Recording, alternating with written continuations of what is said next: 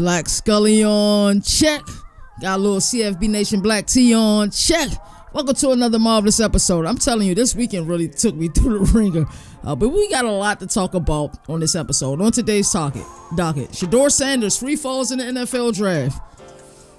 This governor ruling segment is going to get deep. Viewer discretion advised. I'm telling you now, and I'm telling you in the beginning.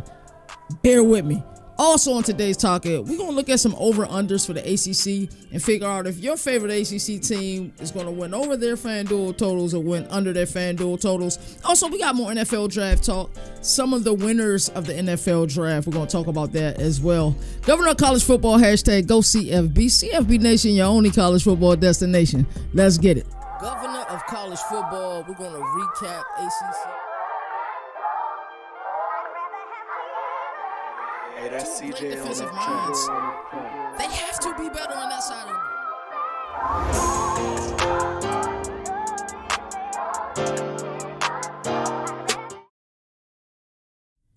it. Into the news. We got a lot of news to talk about. I think this is going to be a segment that a lot of people are going to end up liking. We got a lot to talk about today, so let's get into it. Ohio State had 14 players.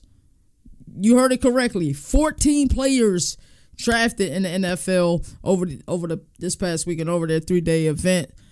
This is why winning in college football matters. Let's take a look and just really talk about Ohio State. Think about how the fan base felt after they lost Michigan for, what was it, the 4th straight year.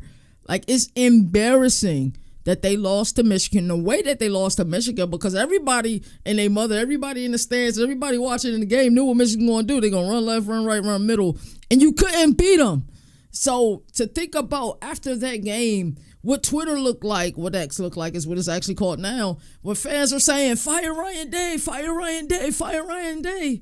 Ryan Day wins the national championship. Oh, we was just playing, Ryan Day. We was just playing. We really love you. It was just at that time, like, beat Michigan, bro, and we really love you for real. So, shout out to Ohio State. This is why winning in the sport matters. This is why having the elite coaching staff that Ohio State has year in and year out, it is why it matters. So, shout out to Ohio State. 14 players drafted. If I'm a recruit and I'm looking at this, I'm like, yo, we got 14 players drafted this past year. If I go in, I do what I'm supposed to do, and I put the work in, I have an opportunity to go play in the NFL because I went to The Ohio State University. This is why winning matters in college football. Hats off to Ryan Day. Hats off to that staff. And hats off to those players. In other news, Cam Ward goes number 1 overall to the Titans. While in my opinion, Cam Ward and Shedeur Sanders, and stay with me here because I actually watch college football. A lot of y'all comment and got a lot of stuff to say. Y'all watch film, but y'all don't watch college football. Let me tell you the difference in between watching film and watching college football. Yes, it's important that you watch film. You'll see a lot of things. You just, looking at a bunch of different plays and analyzing it, and that's good. But when you watch college football, there's just a lot of nuances that you miss within the game that, maybe watching highlights or lowlights or film you just may not see. But I actually watch college football, and from a talent perspective, there wasn't much of a difference between me and Cam Ward and Shedeur Sanders. From a talent perspective, I actually prefer Shedeur. But I feel like what Cam Ward, where he separated himself at, Cam Ward is a leader of men. That is the biggest difference. Cam Ward is a leader. He's infectious. It's an aura around him. I've been to ACC media days, the last 3 years. He was the first person I saw have his parents there. Like, his parents was enjoying the event with them. We were able to talk to his parents. So when you're at media days, you have the main stages, which is what all of you guys see on television, right? And then you have something called breakout rooms, which is what you don't see on television. And the breakout rooms, it's like an intimate setting. It's like the difference between going to a concert and maybe like a poetry reading. It's an intimate setting. They're at individual setups, and you get to talk to a player. We actually got to talk to his parents, bro. His parents are super dope. So I feel like the biggest separator between Cam Ward and all the other quarterbacks is that he's a leader of men. That buy-in he's going to have with organizations, that how he holds people accountable. Like, he's just a leader of men. Like, when you think about it, after Alec Maynor was drafted, after Helm was drafted, after Tremere Dyke was drafted, what you saw was Cam Ward is texting them, hey, welcome to the Titans. Let's get ready to put this work in. He's a leader of men. That is the biggest difference between Cam Ward and all the other quarterbacks in this draft class. He's a leader of men. Congratulations to the Titans. They got this right. So the Titans already talk about how, Cam Ward, when they draft Shamir Dyke, Alec Maynor, and Texas Titan end Gunnar Helm, he messaged them immediately, bro. So, also another news, Travis Hunter went second in the NFL draft to the Jacksonville Jaguars. And if you guys just go with me real quick, I love sports movies. Draft Day is really up there for one of my favorite sports movies. The program is in the number one spot. Nothing else can replace that. But it reminded me of the movie Draft Day. It felt like when Cleveland, even though Cleveland had done some interesting things with their picks, but it felt like Sonny Weaver fleecing the Jacksonville Jaguars in the movie Draft Day.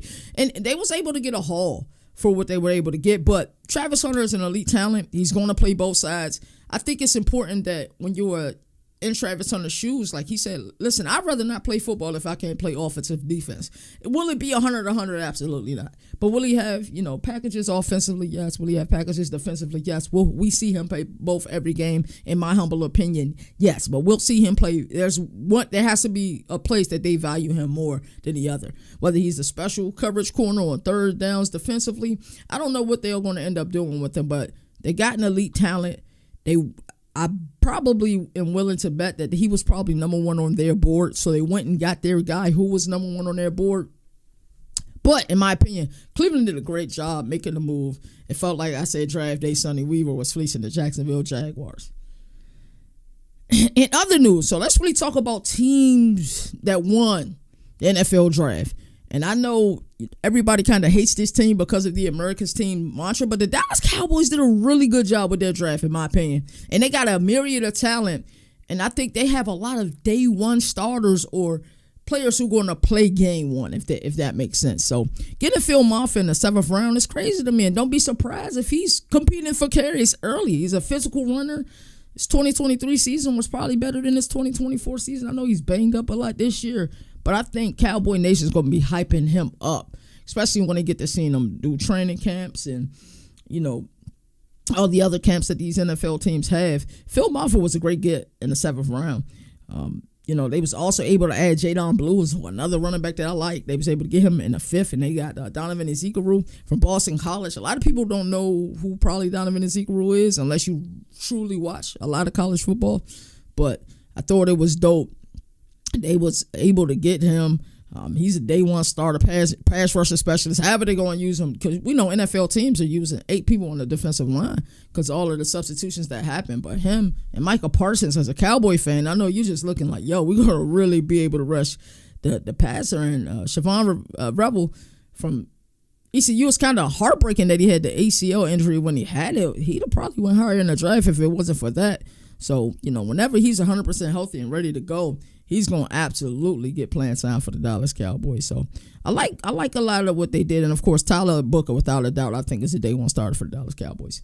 Let's talk about the Colts. I think the Colts is another team that won the draft. They got Tyler Warren, day one. He's a day one starter. JT Tuimalolu, day one starter. Justin Wiley, probably a day one starter. Raleigh Leonard, I think, is going to be the wild card here because you would think, okay, year one, he'll probably sit with the quarterback room that they have. But I'm telling you, he's going to wow some people with that fan base. A lot of them got to see him play ball in South Bend, Indiana. So, I think Raleigh Leonard, maybe not year one, but year two and moving on, he could probably compete for snaps. DJ Giddens was a guy that I like, and I'm surprised he was there so late in the draft. So I think him and Jonathan Taylor will complement each other well. I really like that pairing. And I think that the New York Giants was another team that probably did really well in the draft. Getting Abdul Carter in the 1st round, elite edge rusher. Also getting Jackson Dart in the 1st round. Jackson Dart, anybody who's been watching me for a minute probably knows that I picked Ole Miss to win it all last year.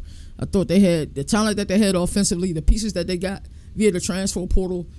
Defensively, I thought would help. There was just some games that they lost that they had no business losing, like the Kentucky game, like the Florida game. They just had no business losing. So, yes, I'm a huge fan of Jackson Dart. There are some questions that I have about Jackson Dart, and it's really just one question. It was something I seen that I didn't like, and I'll kind of get to that point a little bit later. They got Darius Alexander from Toledo. He's got a lot of people like. I'm pretty sure he was at the Senior Bowl and performed pretty well there. And they're getting Cam Scatterbo in the 4th. That's just an amazing pickup. and I think he'll be able to push for starts and one. So that is our end to the news segment. Went over time per usual, but who cares? We're talking ball. So up next is this governor's ruling segment. Super excited about it. Really excited about it. So we're going to talk about Shedeur Sanders and him free falling in the NFL draft. This isn't a conversation that I could just have with anybody.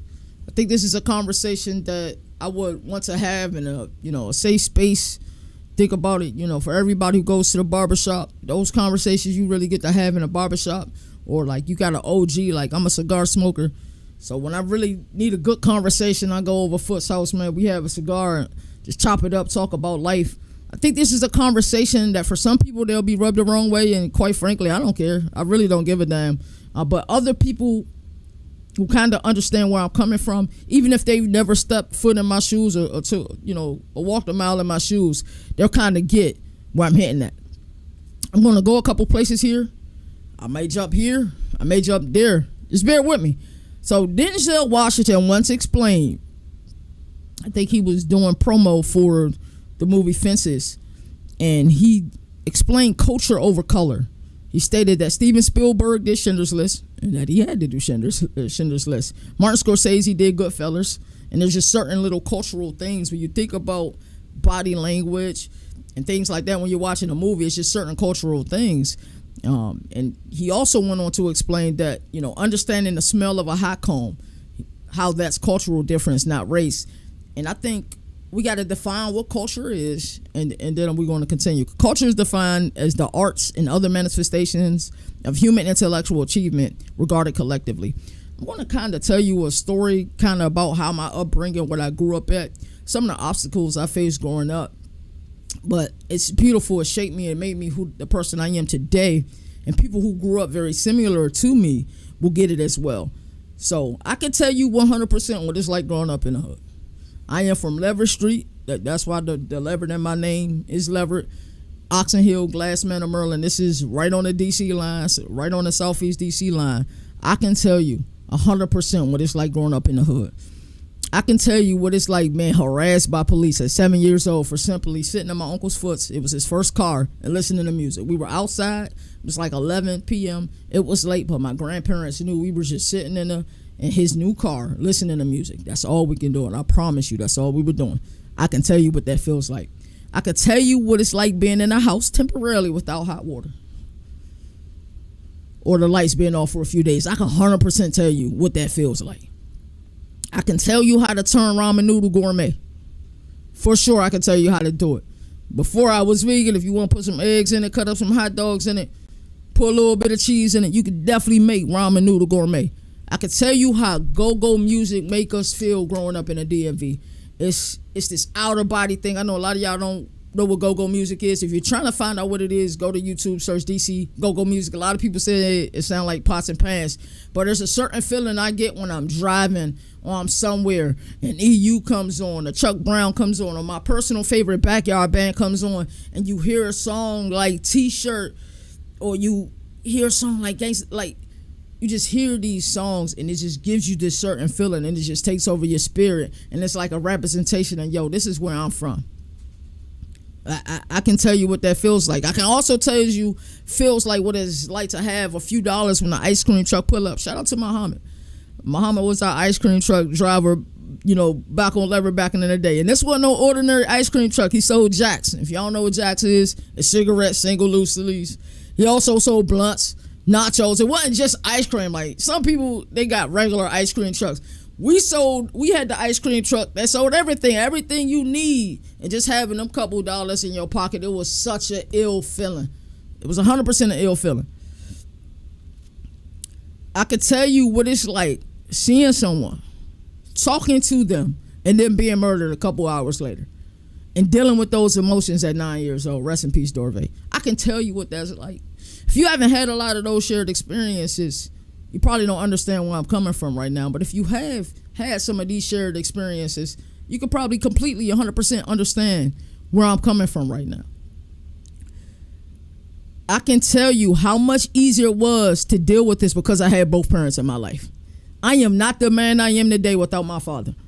My father told me to be confident, to be fearless, to stand on my own too. He made me and my brother go fight people when it was time to, and he also made us speak up for ourselves.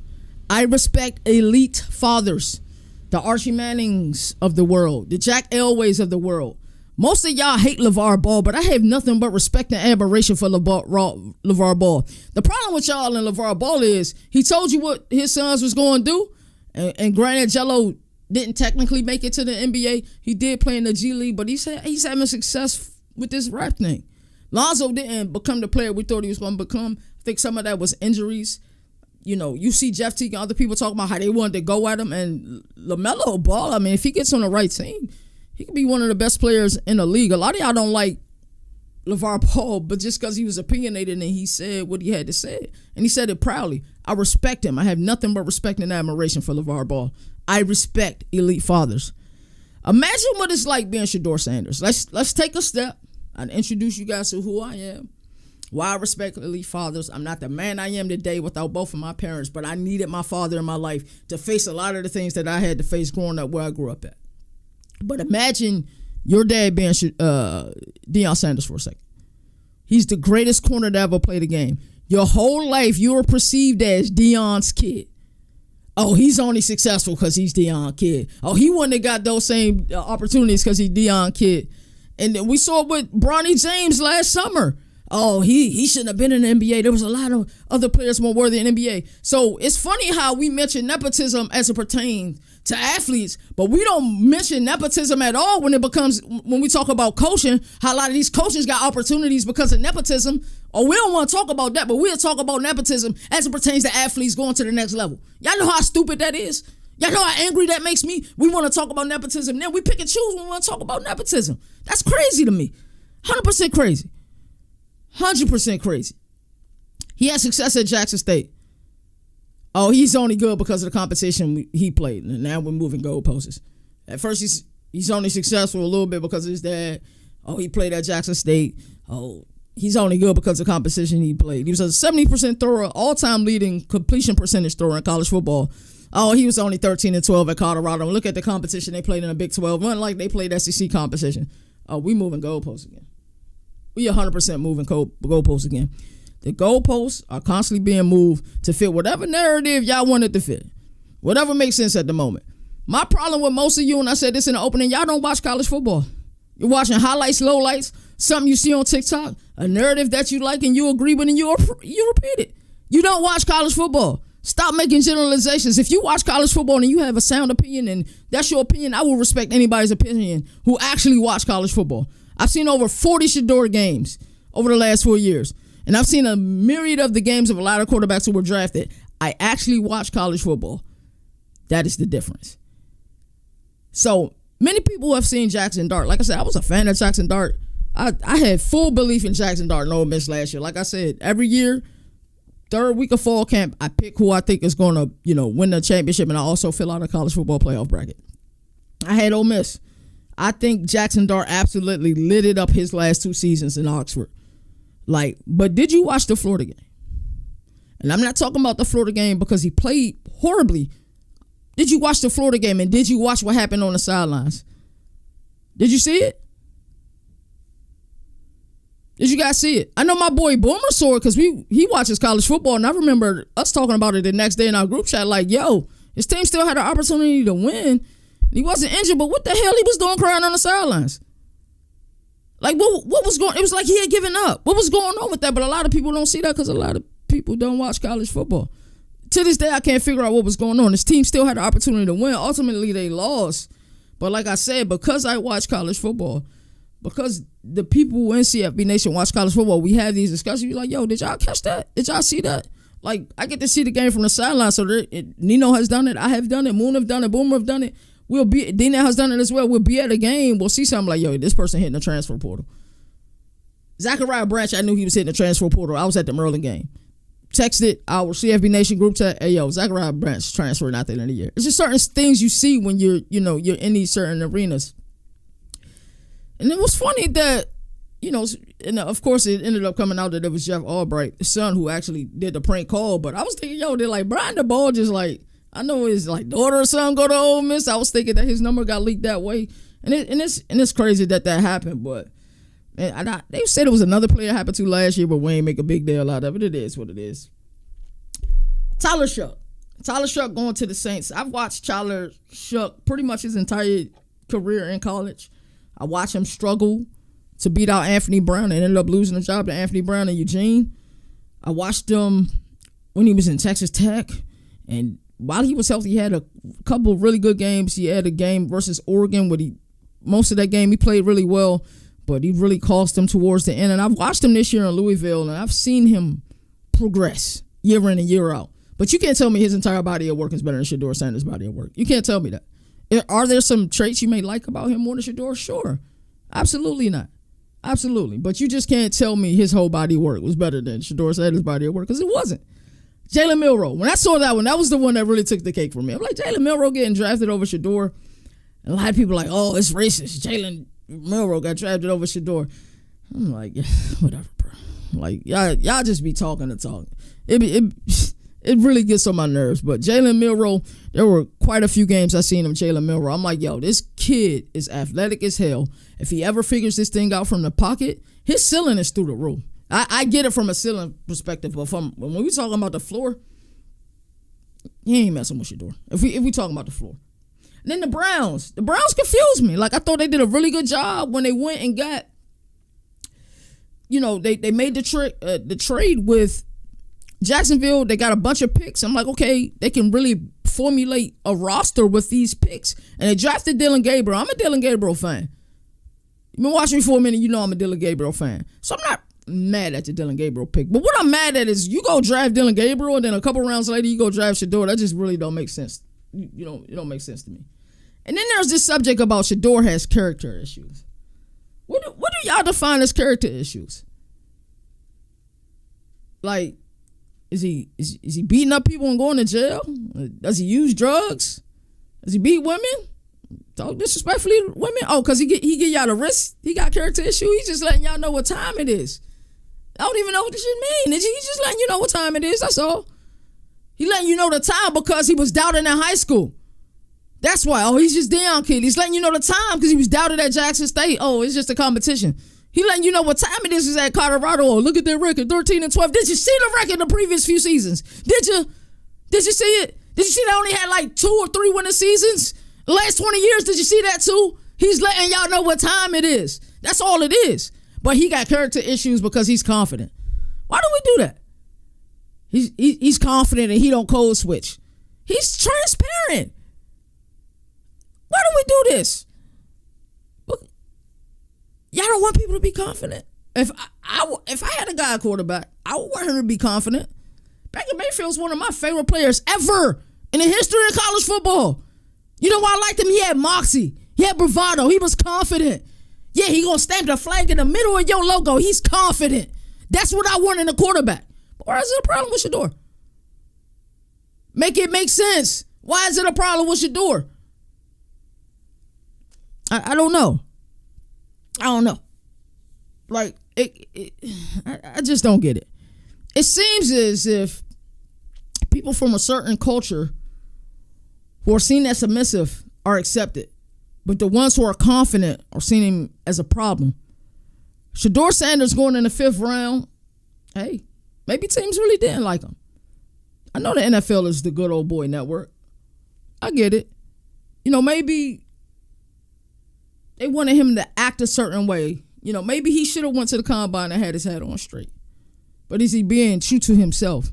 Shedeur has made hella plays in college football that made him elite.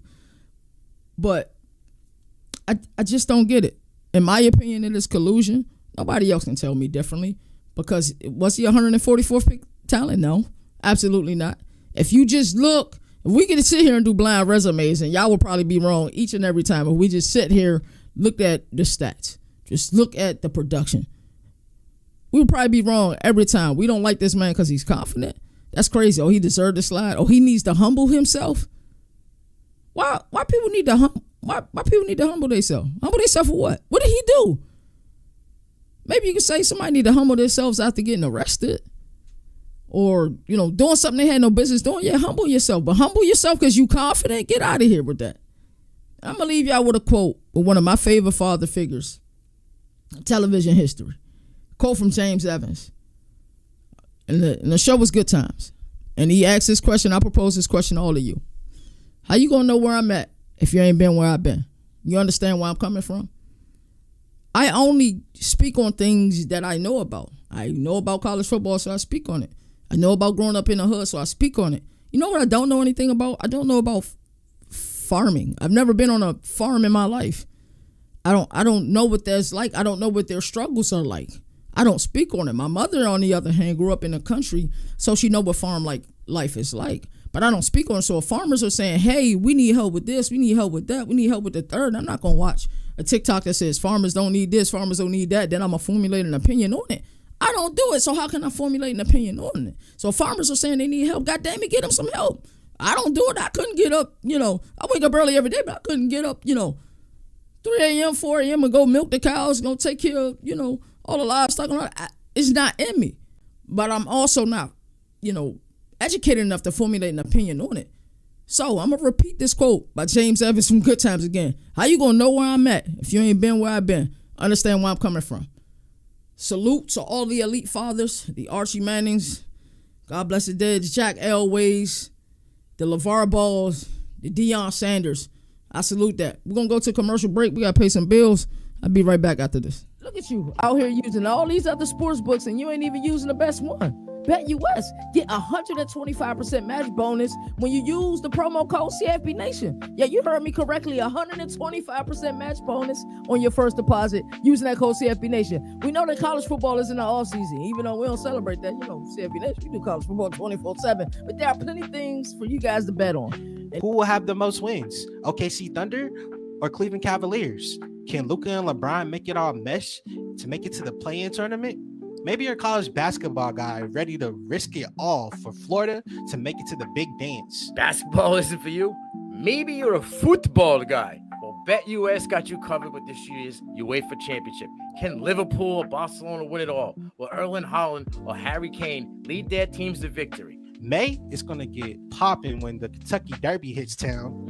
BetUS has you covered in that way too, with all major horse racing events. Point is, type in that promo code CFB Nation and go get that money. Welcome back. Shout out to our sponsor, BetUS. Shout out for everybody that's in the stream right now watching this. This is Governor College Football. We will be live Mondays, Tuesdays, and Wednesdays at 9 a.m. during the off season. This Wednesday, I will go live at 4 p.m. because I have something to do in the morning. And then, like I said, we give y'all one play a day over on Twitter at Leverett KT. I'll give y'all one air raid play a day. On CFB Nation, I'll be giving different. I really don't want to tell you what I'll be doing, but I'll be telling it. So I'll be giving you guys 4-5 defense plays, just like one or maybe two a week. And then I'll also give you some special where we look back at older playbooks and things like that. So shout out to BetUS, our sponsor. Shout out for CFB Nation. This show is not possible without CFB Nation. Right now, we're going to get into, change the subject. I know I got a little bit crazy with that last segment, but I think I needed to, and I think this was the right space to do it. But like I said, shout out to everybody who's in here, man. And shout out to college football. It's a growing sport.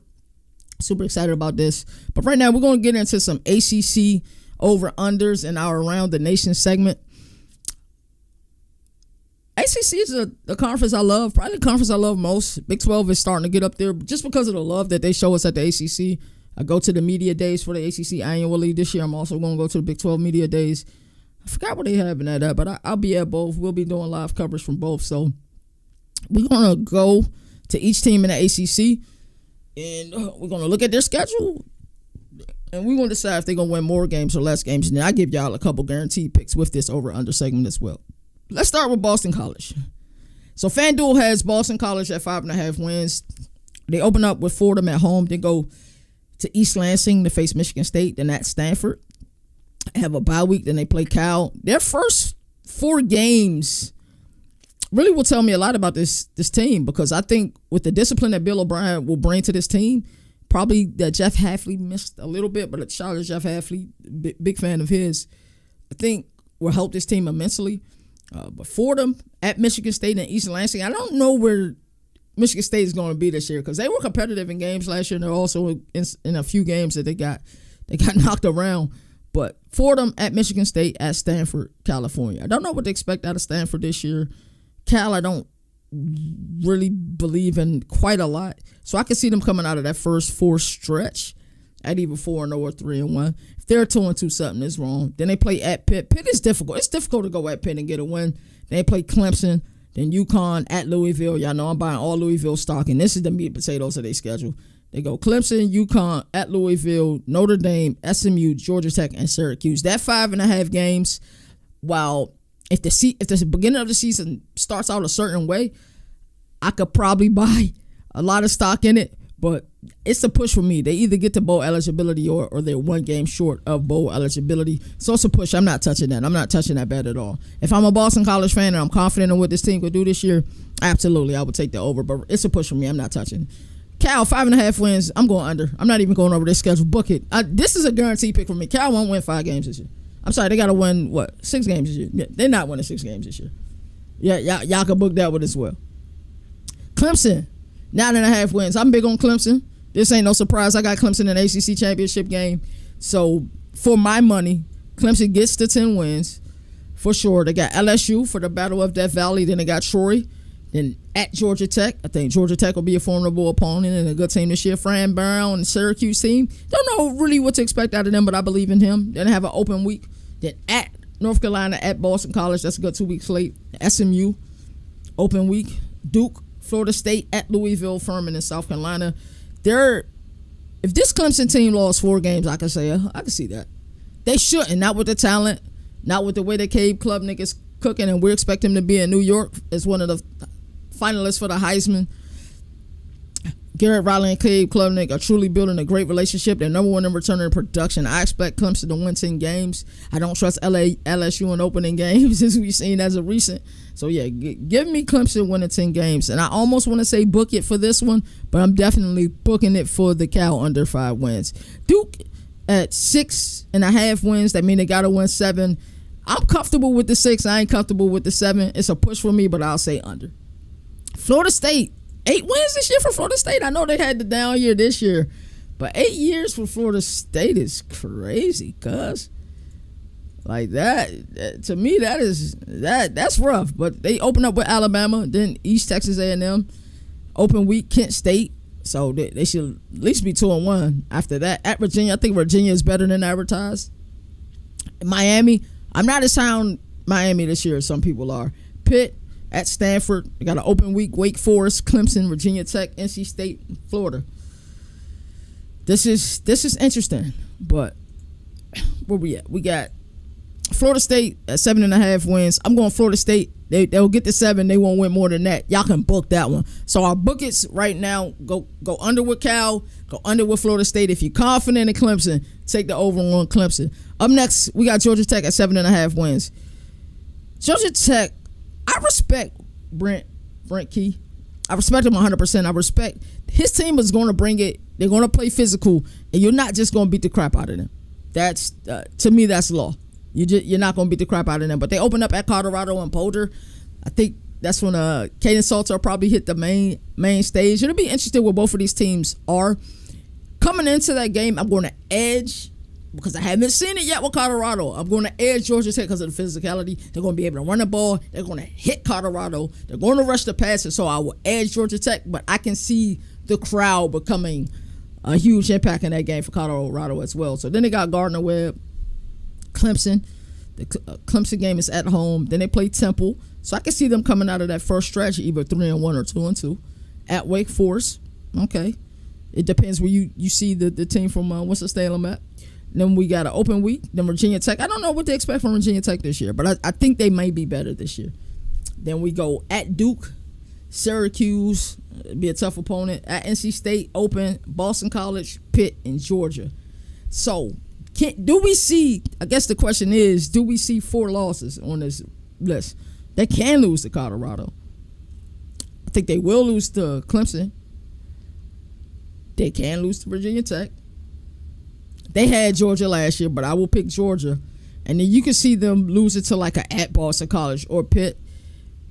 Them getting the 8 wins is what they have to do. I will take the under. It's almost a push for me because, I love Georgia Tech, but 7.5 wins is tough. Louisville at 8.5 wins, book it. Louisville will get 10 wins. They play 8 games at home this year. Louisville will get 10 wins. I can't guarantee 9 or 10 wins and maybe 11 wins, honestly. But let's take a look at Louisville's schedule real quick.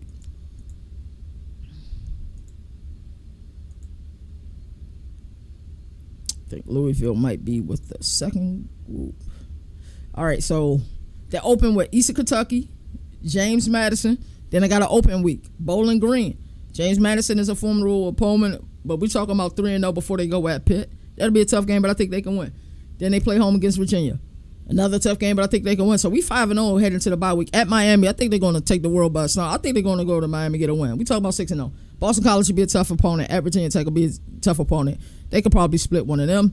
They'll beat Cal, Clemson, and call it like you said. I don't think SMU will have the same success that they had last year, and then Kentucky will always be a good game, but this one is in Louisville. Like I said, I got Louisville winning 10 or 11 games this year. I'm not high on Louisville. We've seen what Jeff Rahman has been able to do with Jack Plummer. Tyler Shuck was just drafted the third quarterback taken in the draft. Nobody's seen that coming into the season. We've seen him have the best year of his career. We've seen Jack Plummer during his time in Louisville have his best year in his career. And then Miller Moss is coming to Louisville this year. I like Miller Moss a lot. He had 5 one-loss games last year during his time at USC, so ultimately they ended up benching him. But I like his talent. Louisville, remember what he did to that defense in a bowl game a couple seasons ago. I like Louisville a lot. I got Louisville and Clemson in the ACC championship, and that should come as a surprise to no one. Miami, 8.5 wins. They'll be bowl eligible and get 7. They're not winning. I'm confident. That's another bucket. We keep a track of these buckets. Louisville is a bucket over. Miami is a bucket under. Cal is a bucket under as well. So if you betting, book those right now. I'm telling you, book them. I'm confident in those. Let's go on to our next team. NC State. NC State is tough to figure out because I thought they'd have a good year last year, and they didn't have a good year last year. But they open up with East Carolina, Virginia, at Wake Forest, at Duke, Virginia Tech, Campbell, at Notre Dame, open week at Pitt, Georgia Tech, at Miami, Florida State, and North Carolina. I think theirs opened up. I think this might have been another push for me. Yeah, there's a 6.5 wins. Can they get 7? Absolutely. Can they win 6? Absolutely. Can they win less than that? Probably. But I don't know. So I'm going to go with a push. I ain't touching that one. North Carolina, 7 wins. This was probably the toughest one for me to judge. North Carolina getting the 7 wins. Because we don't know what to expect. We know with Bill Belichick, North Carolina's going to be really disciplined. They were able to get Gio Lopez via the portal.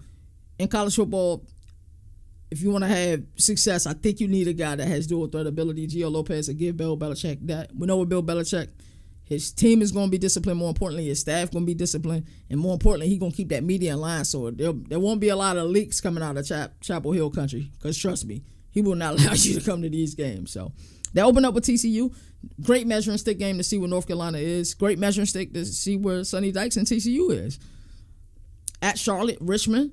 We call it 2-0. What do we expect from Central Florida this year? Scott Frost is back. I'm not sure. At UCF, that'd be a tough game. They ain't play Clemson. Open week at Cal. They should win that one. UVA, they can't win that one. At Syracuse, that'll be interesting. Stanford, they should win that one. At Wake Forest, they should win that one. Duke. The NC State, I think they have them at 7.5 wins. That's tough. 7.5 is tough. At 7, I'm comfortable. The 0.5 is what make it difficult. Are they going to guarantee get 8 wins? I'm not sure. I'm still not sure. I'm going to go on a limb and say they'll get 8 wins. I think North Carolina gets 8 wins. Pitt at 5.5 wins. I think Pitt will be bowl eligible, so I'm taking it over on that. SMU at 8.5 wins.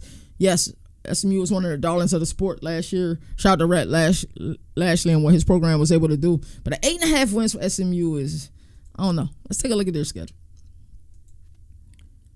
SMU opens up with East Texas A&M, Baylor, at Missouri State. Okay, they can start off 3-0 at TCU 4-0. I don't see 4-0, but they can start off. Then open week, they play Syracuse and Stanford. 5-1 at Clemson. Okay, they could probably be 5-2 at Wake Forest. It could be 6-2. Maybe my stance will change on SMU, or they could be 5-3 at Miami. That could be 6-3 at Boston College. I'm not just giving them that Boston College game. I'm sorry. Open, then Louisville and Cal. That's a tough one. I don't know. Maybe my stance changed, but I'm going to go with the under. I'm sticking with my guns. I'm going to go with the under. Stanford at 3.5 wins. I think I'm going with the under with that. Let me double check their schedule one more time.